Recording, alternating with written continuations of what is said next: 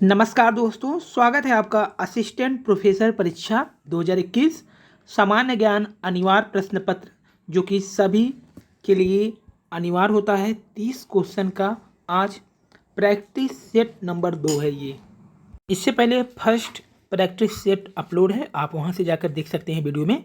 आज है practice set second. Question number 1 है 19 से 20 दिसंबर 2020 के मध्य 8वां नॉर्थ ईस्ट फेस्टिवल कहाँ आयोजित हुआ था। तो इसका राइट ऑप्शन हो जाएगा ऑप्शन ए, गुवाहाटी में आयोजित किया गया था। ये आयोजन नॉर्थ ईस्ट फेस्टिवल जिसका फोकस था growth agenda for north east post कोविड-19। तो यह कहाँ आयोजित किया गया था? असम की गुवाहाटी में। क्वेश्चन नंबर सेकंड है कक्षा में विद्यार्थियों को संबोधित करते समय अध्यापक द्वारा ध्यान में रखे जाने वाले महत्वपूर्ण तत्व को चिन्हित कीजिए। क्वेश्चन नंबर सेकंड का राइट ऑप्शन हो जाएगा वाक्य स्वराघात परिवर्तन यानी वाक्य मॉड्यूलन। तो कक्षा में जब विद्यार्थियों को संबोधित करते हैं अध्यापक तो वाक्य मॉड्यूलन यानी स्वराघात यानी कि आवाज़ के उतराव चढ़ाव पर विशेष ध्यान देना चाहिए। इसके द्वारा कोई भी अध्यापक संप्रेषण के समय आवाज़ को अपने स्वर, तनाव, पिच और भाषण की दर को बदलकर नियंत्रित करता है। तो इसका ऑप्शन डी राइट है क्वेश्चन नंबर सेकंड का। क्वेश्चन नंबर 3 पे आते हैं शैक्षणिक संस्थानों में आने वाले छात्रों को जितनी बाधाएं आएंगी उतनी अधिक अपेक्षाएं क्या होंगी समाज। तो इसका राइट ऑप्शन सी होगा शिक्षक से होंगी। जब शैक्षणिक संस्थानों में आने वाले छात्रों को जितनी भी बाधाएं आएंगी उनका निदान और अपेक्षा शिक्षक से ही होगा, क्योंकि शिक्षक ही उपचारात्मक शिक्षा की ओर और निदानात्मक शिक्षा के द्वारा बालक के सभी समस्याओं का समाधान करेंगे। क्वेश्चन नंबर 4 है विश्वविद्यालय अनुदान आयोग ने अंतर विश्वविद्यालय योग विज्ञान केंद्र inter university centre for yogic sciences की स्थापना किस राज्य में किया है। इसका राइट ऑप्शन ए कर्नाटक में किया गया है। तो अंतर विश्वविद्यालय जो योग है विज्ञान केंद्र की स्थापना यूजीसी एक्ट 1956 के अंतर्गत विश्वविद्यालय अनुदान आयोग द्वारा कर्नाटक के बेंगलुरु शहर में किया गया है। क्वेश्चन नंबर 5 है यूआरएल है। तो इसका राइट ऑप्शन है यूनिफॉर्म रिसोर्स लोकेटर यानी ऑप्शन जो होगा यहाँ पर डी राइट होगा। इसका प्रयोग जो होता है वेब ब्राउजर्स द्वारा वेब में पब्लिश रिसोर्सेज को हासिल करने के लिए किया जाता है। क्वेश्चन नंबर 6 IT/ICT के संदर्भ में स्पैमिंग के बारे में कौन सा कथन सही है। तो राइट इसका जो कथन है ए होगा स्पैमिंग बड़ी संख्या में श्रोताओं को अचयनित विज्ञापन संदेश भेजना या उन्हें ईमेल करना होता है। स्पैम मैसेज होता है जिसे कहते हैं अवांछित मैसेज जो आपको पसंद ना हो। तो ये हो गया स्पैमिंग के बारे में, इसमें ऑप्शन ए राइट हो जाएगा। स्पैमिंग का जो अर्थ होता है वाणिज्यिक लाभ हेतु बड़ी संख्या में प्राप्तकर्ताओं को अचयनित विज्ञापन संदेश भेजना। ईमेल के माध्यम से भेजने जाने वाले स्पैमों की संख्या सर्वाधिक होती है। उत्तर प्रदेश असिस्टेंट प्रोफेसर परीक्षा जिसमें 30 क्वेश्चन आते हैं समान अध्ययन से। कुल 30 क्वेश्चन का ये 7वां क्वेश्चन चल रहा है। ऐसे अध्ययन को जिसमें शोधकर्ताओं को प्रायोगिक और प्लेसिबो समूह की पहचान की जानकारी नहीं होती है क्या कहा जाता है। क्वेश्चन नंबर 7 का राइट ऑप्शन डबल ब्लाइंड कहा जाता है यानी ऑप्शन बी यहाँ पर राइट है। तो जिसमें शोधकर्ताओं को प्रायोगिक प्लेसिबो समूह की पहचान की जानकारी नहीं होती है उसे डबल ब्लाइंड कहा जाता है। जब प्रयोग के बारे में दोनों पक्षों को अंधेरे में रखा गया हो एवं प्रयोग को संचालित करने वाले प्रयोगकर्ता और प्रतिभागी दोनों को यह नहीं पता है कि विषय प्रयोगात्मक समूह में है या नियंत्रण समूह है, तो इसी क्रिया को डबल ब्लाइंड कहा जाता है। उदाहरण देखिए कोविड-19 टीके की जांच हेतु प्लेसिबो परीक्षण में प्रतिभागी एवं शोधार्थियों को नहीं पता है कि किसे वास्तविक टीका लगा है और किसे सामान्य टीका लगा है। क्वेश्चन नंबर 8 की बात करें। क्वेश्चन नंबर 8 है सीपीयू के दो प्रमुख अवयव कौन से होते हैं? तो राइट ऑप्शन कंट्रोल यूनिट और एलयू यानी ऑप्शन ए यहाँ पर राइट है। सीपीयू कंप्यूटर का वह भाग है जहाँ डेटा संबंधी समस्त गणनाएं एवं प्रोसेसिंग होती है तथा उसके परिणाम प्राप्त होते हैं। कंप्यूटर के सभी अवयवों को सीपीयू ही नियंत्रित करता है और जो सीपीयू के घटक हैं वो 3 घटक होते हैं, जैसे एएलयू है, ये अंकगणित और तर्क संबंधित संक्रियाएं करता है। दूसरा है कंट्रोल यूनिट, यह कंप्यूटर के नियंत्रण इकाई है। तीसरा है मेन मेमोरी, यह कंप्यूटर की मुख्य मेमोरी इकाई है। क्वेश्चन नंबर 9, भूप्रपल्टी में बहुघात रूप से पाए जाने वाले रासायनिक तत्व का क्या नाम है? तो इसमें जो राइट ऑप्शन है ऑक्सीजन यानी ए ऑप्शन राइट है। तो ऑक्सीजन का कितना परसेंट होता है? भूप्रपल्टी में जो ऑक्सीजन है वो 47% होता है। इसके पश्चात जो नंबर है सिलिका का आता है 28%, फिर आता है 8% यानी एल्युमिनियम। ये तो सिलिका हो गया, ये ऑक्सीजन हो गया, और 8% क्या हो गया आपका? एल्युमिनियम। और लोहा कितना परसेंट पाया जाता है भूप्रपल्टी में? 5%। तो ऑप्शन ए यहाँ पर राइट हो गया 9 का। क्वेश्चन नंबर 10 है निम्नलिखित ग्रहों में कौन सा बिना उपग्रह के है? तो इसमें बुध और शुक्र ग्रह के कोई भी उपग्रह नहीं है, यानी ऑप्शन यहाँ पर राइट हो जाएगा डी, बुध और शुक्र। क्वेश्चन नंबर 11 है निम्नलिखित में कौन सी नदी ऐश्वर्य नहीं बनाती है? तो महानदी जो है ऐश्वर्य नहीं बनाती है, यानी 11 का डी। महानदी छत्तीसगढ़ के धमतरी जिले में सिहावा के निकट निकलती है, जो कि 858 किलोमीटर लंबी नदी है। छत्तीसगढ़ में प्रभावित होती है और उड़ीसा में प्रभावित होती है। पारादीप के पास बंगाल की खाड़ी में ये डेल्टा बनाती है। जबकि बात करें अगर यहाँ पर देखिए, नर्मदा भी एस्चुरी बनाती है, मांडवी भी एस्चुरी बनाती है, ताप्ती भी बनाती है, लेकिन महानदी क्या बनाती है? डेल्टा बनाती है। और निकलती कहाँ से है? छत्तीसगढ़ के धमतरी सिहावा के निकट से निकलती है ये। क्वेश्चन नंबर 12 है झूमिंग करते हैं। तो 12 का खासी जनजाति यानी बी ऑप्शन होगा, ये झूमिंग कृषि करते हैं, जो एक प्रकार का स्थानांतरित कृषि होता है। यह जनजाति मेघालय में पाई जाती है। क्वेश्चन नंबर 13 अक्षय का विचार संबंधित है। तो 13 का राइट ऑप्शन यहाँ पे हो जाएगा सी। यह एक प्राकृतिक क्रिया है जो चट्टानों को सूक्ष्म कणों में विभक्त करती है। क्वेश्चन नंबर 14 जैविक और अजैविक संघटकों के मध्य बिचौलिए का कार्य कौन करता है? तो यहाँ पर जो कार्य करता है बिचौलिए का, उत्पादक करता है। जैविक और अजैविक संघटकों के मध्य उत्पादक ही बिचौलिए का कार्य करता है।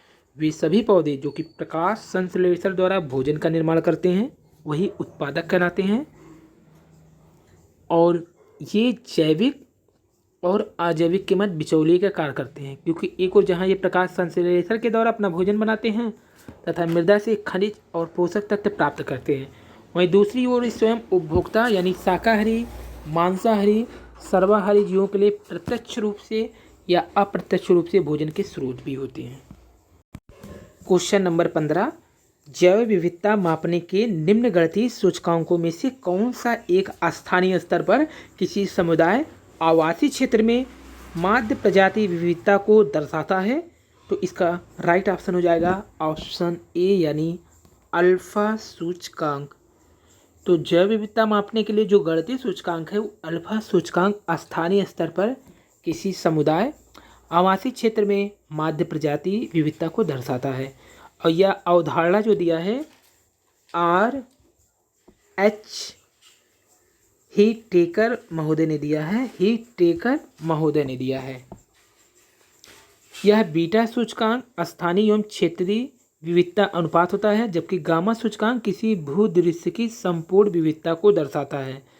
तो यहाँ पे देखिए जो अल्फा सूचकांक है ये जैव विविधता मापने के लिए गणितीय सूचकांक हो गया, लेकिन बात करेंगे अगर बीटा की, बी वाले का, तो बीटा सूचकांक क्या होता है, ये क्षेत्रीय विविधता का अनुपात होता है। कौन सी विविधता का? क्षेत्रीय विविधता का अनुपात होता है। लेकिन अगर बात करेंगे सी वाला यानी गामा का, तो गामा सूचकांक भूदृश्य की संपूर्ण विविधता को दर्शाता है।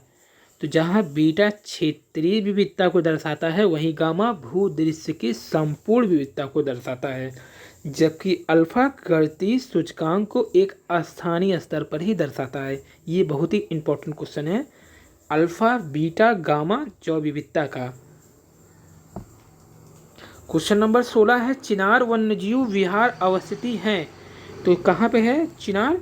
ये बी ऑप्शन यानी केरल का वन्यजीव है, जो कि राजमाला उदमपेट इस अभयारण्य के बीच से ही होकर जाता है, जहाँ से पर्यटक विभिन्न जीव जंतुओं के दर्शन करते हैं या देखते हैं।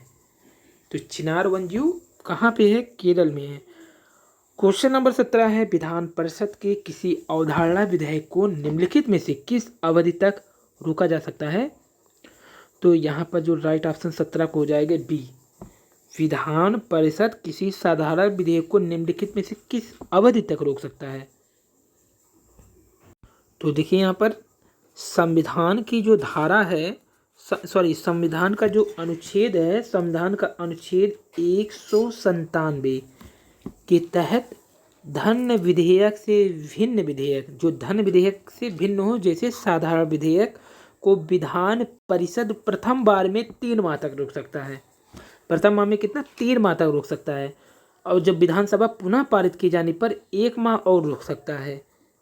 ठीक, तो इस प्रकार से धन विधेयकों को विधान परिषदों को 14 दिन की अवधि के भीतर जहां लौटाना होता है, वहीं साधारण विधेयक को अधिकतम 3+1 यानी 4 माह तक ही रोक सकता है। जबकि अगर यही धन विधेयक पूछता है तो सिर्फ 14 दिन होता, लेकिन यहाँ पे साधारण विधेयक पूछा गया है तो अधिकतम 4 माह तक रोकेगा। पहली बार में 3 माह, फिर जब पारित करेगा तो 1 माह और रोक सकते हैं, यानी कुल 4 माह, यानी कि 17 का राइट ऑप्शन बी होगा। भारतीय संविधान का कौन सा अनुच्छेद संवैधानिक विवाद में सर्वोच्च न्यायालय के अपीली क्षेत्राधिकार से संबंधित है? तो 18 का राइट ऑप्शन हो जाएगा बी, यानी 18 का राइट ऑप्शन हो जाएगा सी। तो पहले 132 अनुच्छेद क्या होता है? किसी उच्च न्यायालय की सिविल, दंडिक या अन्य कार्यवाही में दिए गए किसी निर्णय, डिग्री या अंतिम आदेश की अपील उच्चतम न्यायालय में होगी। जबकि जो अनुच्छेद 133 है केवल सिविल विषयों के अपील से संबंधित है। 133 केवल सिविल विषयों के अपील से ही संबंधित है, लेकिन 134 ए उच्चतम न्यायालय में अपील के लिए प्रमाण पत्र का उल्लेख करता है। इसी प्रकार संवैधानिक विवाद में अनुच्छेद 134 ए को अनुच्छेद 132 के साथ मिलाकर पढ़ने से सर्वोच्च न्यायालय के अपीली क्षेत्राधिकार का सृजन होता है। 18 का राइट ऑप्शन सी होगा। भारतीय संविधान का कौन सा अनुच्छेद संवैधानिक विवादों में सर्वोच्च न्यायालय के अपीली क्षेत्राधिकार से संबंधित है? तो अनुच्छेद 134 ए को मिलाकर अनुच्छेद 132 को पढ़ना। तो एक बार फिर से व्याख्या देख लीजिए कि 132 जो अनुच्छेद है यह है क्या? इसके अनुसार किसी उच्च न्यायालय की सिविल, दंडिक या अन्य कार्यवाही में दिए गए किसी निर्णय, डिक्री या अन्य आदेश की अपील उच्चतम न्यायालय में होगी। जिसकी बात करें अगर 133 की, तो केवल सिविल विषयों की अपील होती है। 133 के अनुसार केवल सिविल विषय की ही अपील की जा सकती है। तो 134 ए को अनुच्छेद 132 के साथ मिलाकर पढ़ने से सर्वोच्च न्यायालय के अपीली क्षेत्राधिकार का सृजन होता है। क्वेश्चन नंबर 19, घरेलू हिंसा से महिला संरक्षण अधिनियम लागू कब हुआ है? तो इसका राइट ऑप्शन हो जाएगा डी, 26 अक्टूबर 2006 को घरेलू हिंसा से महिला संरक्षण अधिनियम 2005 के द्वारा ये लागू किया गया है, यानी कि 19 का राइट ऑप्शन डी है। 20 है क्वेश्चन नंबर, सॉलिसिटर जनरल निम्न में से क्या होता है? तो इसका राइट ऑप्शन सी है, कानूनी सलाहकार होता है। अटॉर्नी जनरल के अतिरिक्त भारत सरकार के एक कानूनी सलाहकार के रूप में एक अन्य विधि अधिकारी होते हैं, इन्हीं को सॉलिसिटर जनरल कहा जाता है। ये अटॉर्नी जनरल को उसके दायित्वों के निर्वहन में क्या करते हैं? सहयोग करते हैं। तो ये अटॉर्नी जनरल के अतिरिक्त होते हैं जो कानूनी सलाहकार होते हैं, यानी ऑप्शन 20 का राइट ऑप्शन हो जाएगा सी। क्वेश्चन नंबर 21, निम्न में से किसे राजा राम मोहन राय के धार्मिक ऑब्लिक सामाजिक विचारों के विरोध में प्रारंभ किया गया था? तो समाचार चंद्रिका। राजा राम मोहन राय के धार्मिक सामाजिक विचारों के विरोध में भवानी चरण बंदोपाध्याय ने 1822 में एक समाचार पत्र जारी किया था, जिसे चंद्रिका पत्रिका का नाम से जानते हैं। इससे पूर्व वे संवाद कौमुदी के भी संपादक थे। संवाद कौमुदी के भी संपादक माने थे भवानी चरण बंदोपाध्याय। तो ये समाचार चंद्रिका कब आया था? 1822 में। क्यों निकाला गया था? राजा राम मोहन राय के धार्मिक और सामाजिक विरोध के प्रारंभ में। क्वेश्चन नंबर 22 है, नरम दल और गरम दल के रूप में भारतीय राष्ट्रीय कांग्रेस का विभाजन किस अधिवेशन में किया गया था? इसका राइट ऑप्शन हो जाएगा बी, सूरत अधिवेशन में किया गया था, जो कि 1907 में आयोजित किया गया था। और ये कौन सा कांग्रेस का अधिवेशन था? इसके अधिवेशन का नाम था 23वां कांग्रेस अधिवेशन था 1907 में। इसी में क्या हुआ था? उदारवादियों और उग्रवादियों में अध्यक्ष पद को लेकर के कांग्रेस का विभाजन हो गया था। उग्रपंथी कौन कौन थे? जहां लाला लाजपत राय को अध्यक्ष बनाना चाहते थे, वहीं उदारपंथी क्या चाहते थे? उदारवादी जो थे वो रास बिहारी घोष को अध्यक्ष बनाना चाहते थे। अंततः रास बिहारी घोष अध्यक्ष बनने में सफल हुए। सम्मेलन में क्या हुआ? उग्रवादियों द्वारा वर्ष 1906 में पास कराए गए प्रस्ताव स्वदेशी बहिष्कार था, राष्ट्रीय शिक्षा था, स्वशासन के प्रयोग को लेकर विवाद और गहरा गया। अंततः दोनों पक्षों में खुले संघर्ष के बाद कांग्रेस का विभाजन हो गया 23वें वार्षिक अधिवेशन में सूरत में, जो कि हुआ कब था? 1907 में। क्वेश्चन नंबर 23 है, निम्नलिखित में से किसने बंगाल के विभाजन 1905 के विरोध में हुए आंदोलन का नेतृत्व किया था? तो इसका राइट ऑप्शन हो जाएगा ए, सुरेंद्र नाथ बनर्जी ने किया था। क्वेश्चन नंबर 23 का राइट ऑप्शन है ये 1905 के विरोध में प्रारंभिक हुए आंदोलन का नेतृत्व किए थे सुरेंद्र नाथ बनर्जी, जो कि बंगाल विभाजन के समय भारत के वायसराय लॉर्ड कर्जन थे, उस समय उन्हीं के शासनकाल में किया गया था। निम्न में किस वर्ग को सर्वप्रथम पश्चिमी सभ्यता ने प्रभावित किया? तो 24 का राइट ऑप्शन हो जाएगा सी, शिक्षित हिंदू मध्यम वर्ग को सर्वप्रथम पश्चिमी शिक्षित सभ्यता ने प्रभावित किया था।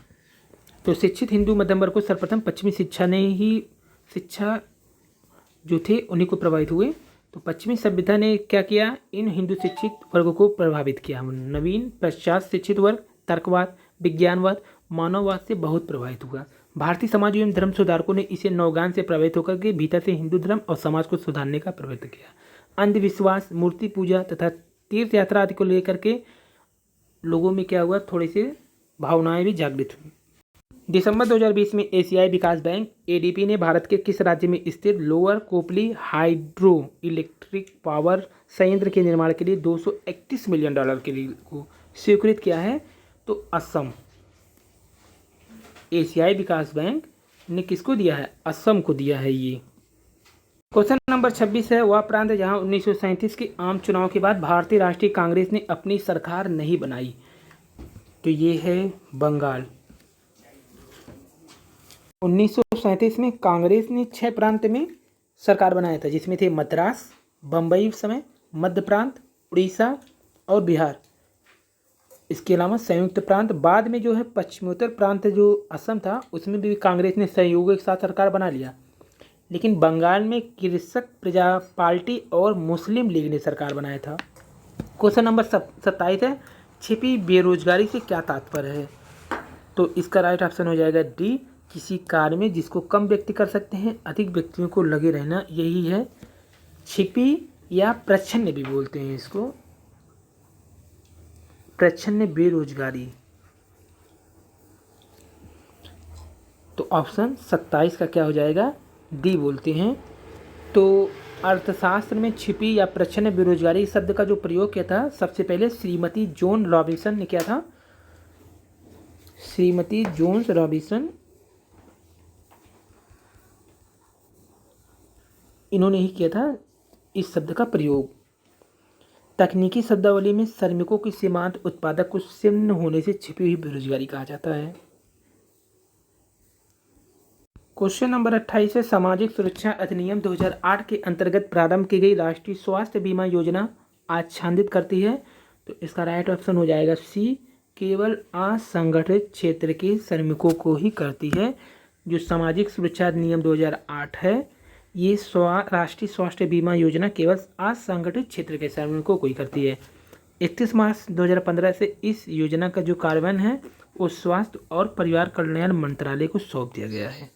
तो 31 मार्च 2015 से अब इसकी जिम्मेदारी कौन उठा रहा है?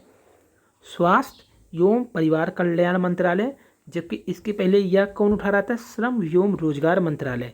तो सामाजिक सुरक्षा नियम 2008 के तहत कुल 10 सामाजिक सुरक्षा योजनाओं को शामिल किया गया है। ये भी पूछा जाता है कि कितने योजनाओं को शामिल किया गया? 10 योजनाओं को शामिल किया गया है। खेलो इंडिया यूथ गेम 2021 का आयोजन किया जाएगा।